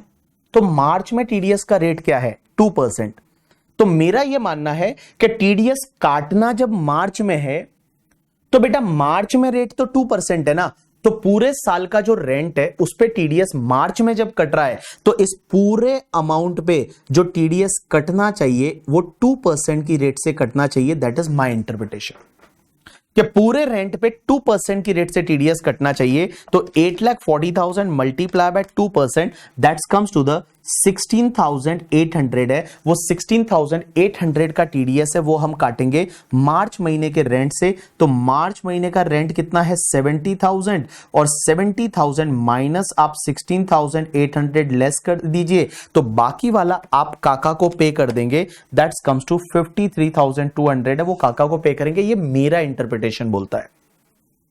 लेकिन आईसीआई ने अपने मॉड्यूल में कैसा किया है पता है तुमको? कि टीडीएस काटना तो मार्च में है, बट इन्होंने क्या किया, अप्रैल से लेके एंड सितंबर तक का जो रेंट है उस पे 5%, और उसके बाद वाले 6 महीने के रेंट पे 2%, ऐसा उन्होंने किया है। बट मैं उससे अग्री नहीं हूं। I have discuss with some tax consultant also on this part, क्योंकि टीडीएस का रेट उस दिन का लिया जाता है जिस दिन काटना है। तो टीडीएस काटना ही जब मार्च महीने में, लास्ट महीने के रेंट से काटना है, तो मार्च में आपका टीडीएस का रेट क्या है? 2% है ना, तो आपको 2% की रेट से टीडीएस काटना पड़ेगा। ऐसा मेरा इंटरप्रिटेशन है। ठीक है, अगर इसमें कोई भी क्लैरिटी आती है तो मैं आपको बता दूंगा, बट मैं अभी जो क्वेश्चन कराऊंगा उसमें मैं लास्ट वाला टीडीएस का रेट लूंगा। 2% का टीडीएस काटना जब लास्ट महीने के रेंट से है, तो लास्ट महीने के रेंट के टाइम पे टीडीएस का रेट 2% है, तो पूरे रेंट पे आपका 2% की रेट से टीडीएस कटेगा। अब एक बात समझना।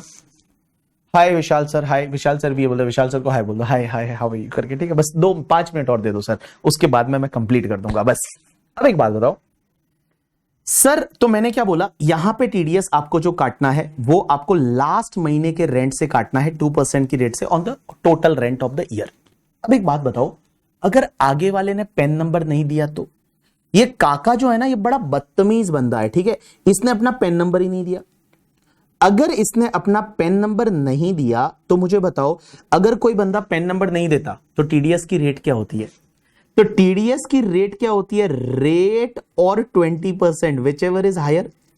अब एक बात बताओ, इसने पेन नंबर ही नहीं दिया, तो जब इसने पेन नंबर ही नहीं दिया तो आप क्या करोगे? 8,40,000 का पूरे साल का रेंट है, 8,40,000 का।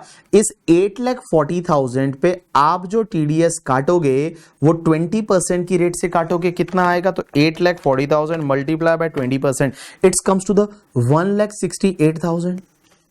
लेकिन सर एक बात बताओ, हमारे पास तो टीडीएस काटने के लिए इतना बैलेंस ही नहीं बचा, क्योंकि मैं क्या बोल रहा हूं, लास्ट महीने के रेंट से टीडीएस काटना है। तो लास्ट महीने का तो रेंट 70,000 ही है, तो लास्ट महीने का जब रेंट 70,000 ही है तो बेटा हम 1,68,000 कैसे काटेंगे?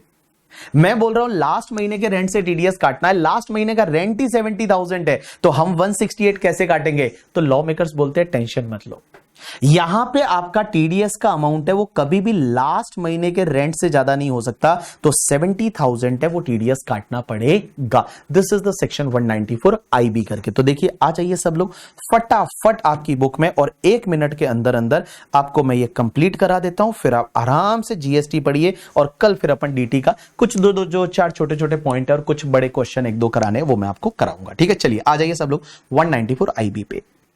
आईबी को याद कैसे रखोगे? इमूवेबल प्रॉपर्टी भाड़े पे लिया। Rent of immovable property, payer con individual HUF, BB sir की वाइफ जो 194 आई में कवर नहीं होती, रेजिडेंट पर्सन को पे कर रहे हो, 5% का रेट है, अभी 2% हो गया है। No TDS if rent is up to 50,000 per month और part of the month. In this section, TDS is required to be deducted only at the time of credit or actual payment of the last month rent, whichever is earlier. Here, last month of the year या last month of the tenancy, as the case may be. जैसे मान लो आपने दिसंबर के बाद घर खाली कर दिया, तो दिसंबर मंथ के रेंट से TDS काटो। अगर आपने मान लो जुलाई में ही घर खाली कर दिया, तो जुलाई मंथ के रेंट से TDS काटो। तो last month of the year और last month of the tenancy, जो भी केस रहे, where the payee fails to furnish his PAN number, TDS shall be deducted at the rate 20%. However, in any case, TDS cannot exceed the rent of the last month. Last month के rent से ज्यादा कभी भी जो है वो आपका TDS नहीं होगा। So here आपके लास्ट मंथ के रेंट से ज्यादा TDS नहीं होगा। Done. So this is the completion of your TDS and TCS topic. भाई साहब 4-5 लेक्चर लग गए। अब जो क्वेश्चन बचे हैं उस पे आ जाओ। तो आपका क्वेश्चन नंबर 1 से लेके और 7 तक तो सब हो गए थे। क्वेश्चन नंबर 8 बचा है जो मैं आपको यहीं पे करा रहा हूं। आ जाइए सब लोग। क्वेश्चन नंबर 8 देखिए क्या दे रखा है। क्वेश्चन नंबर 8 इसी से रिलेटेड है जो अभी मैंने पढ़ाया। क्वेश्चन नंबर 8 देखिए, mister x is a salaried individual, बेचारा इंडिविजुअल सैलरीड है, बीबी सर की वाइफ है, बिजनेस कुछ भी नहीं है। Pays rent of 55,000 per month to Y from June 2024 for the immovable property. Is he required to deduct TDS? If so, then when he is required to deduct tax and also compute the amount of tax to be deducted at source. क्या उसको TDS काटना है, और काटना है तो कब काटना है और कितना काटना है वो आपको बताना है। तो देखो उसने कब से भाड़े पे लिया है, जून से लिया है। तो देखो यहां पे मैं आपको बता देता हूं, जून से उसने भाड़े पे लिया है। तो आपका जो ये क्वेश्चन है आप साथ साथ में लिख लीजिए, क्वेश्चन नंबर जो भी है, पेज नंबर जो भी है, सेक्शन आपकी 194 IB। Yes, he require to deduct TDS as rent per month is more than 50,000। 50,000 से ज्यादा है तो TDS काटना पड़ेगा। TDS required to deduct from rent of March 2025, मार्च 2025 के रेंट से कटेंगे। तो TDS का अमाउंट कितना आएगा? TDS इज इक्वल टू 55,000 का रेंट है मल्टीप्लाई बाय जून से। सो जून से मार्च कितने महीने होते हैं? जून, जुलाई, अगस्त, सितंबर, अक्टूबर, नवंबर, दिसंबर, जैन, फेब एंड मार्च, 10 महीने। तो 10 महीने का आपका 5,50,000। मैं जो कर रहा हूं, मैं बोल रहा हूं कि इसमें TDS एट द रेट 2% आएगा, क्योंकि मार्च में तो रेट 2% है, जब TDS काटना है तब का रेट देखा जाता है, 2% है। तो 5,50,000 मल्टीप्लाई बाय 2%, तो 5,50,000 मल्टीप्लाई बाय 2% कम्स टू 11,000 का आपका TDS आ जाएगा। 11,000 का TDS आएगा। लेकिन इंस्टीट्यूट ने क्या किया है पता, यहां पे पता है, जून, जुलाई, अगस्त, सितंबर 4 महीने के लिए 5% और उसके बाद 2% लिया, जो मेरे को लगता है सही नहीं है। मैंने उनको मेल किया है, जब भी कोई क्लेरिफिकेशन आएगा मैं आपको यूट्यूब पे भी बता दूंगा। ठीक है, चलिए डन। उसके बाद दूसरा क्वेश्चन क्या पूछा है, मैं फटाफट करा देता हूं। दूसरा क्वेश्चन क्या पूछा है, would your answer change if X vacated the premises on 31st December, and also what would be your answer if he has not provided the PAN? अब एक बात बताओ, इतना TDS है वो काटना पड़ेगा। अब एक बात बताओ, if PAN card is not provided, if PAN not provided, अगर उसने PAN नहीं दिया, PAN not provided, तो बेटा TDS कितना आएगा? 5,50,000 मल्टीप्लाई बाय 20%, तो ये तो 1,10,000 आ जाएगा। But it can not be more than rent of last month. तो लास्ट मंथ का रेंट है, दैट इज आपका 55,000 से ज्यादा का TDS नहीं होगा, तो 55,000। डन। दूसरा क्वेश्चन इसी का, इफ दिसंबर में उसने घर खाली कर दिया था तो इफ प्रॉपर्टी वैकेटेड इन दिसंबर 2024, अगर दिसंबर में प्रॉपर्टी खाली कर दिया होगा तो आपका टीडीएस कितना आएगा, दिसंबर तक का रेंट ले लो 55,000 मल्टीप्लाई बाय जून जुलाई अगस्त सितंबर अक्टूबर नवंबर दिसंबर 7 महीना, तो 7 मंथ 3,85,000 और बेटा टीडीएस आ जाएगा एट द रेट 2%, दिसंबर में भी रेट वही थी 285 मल्टीप्लाई बाय 2%, 7,700। पेन नहीं दिया तो इफ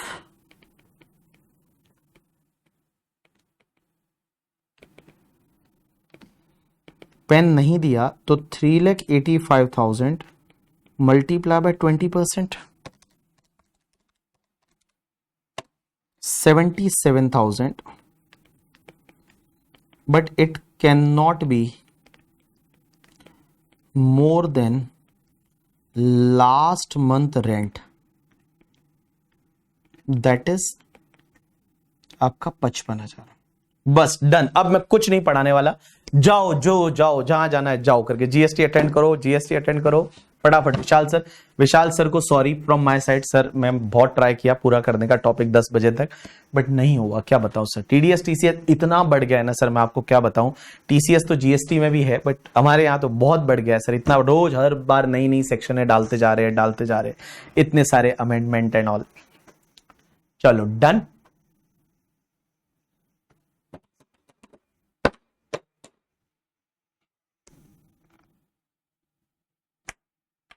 चलिए कल अपन बात करते हैं, कल अपन tomorrow I will tell you how to study also, ठीक है। चलिए so this is the completion of your TDS TCS topic.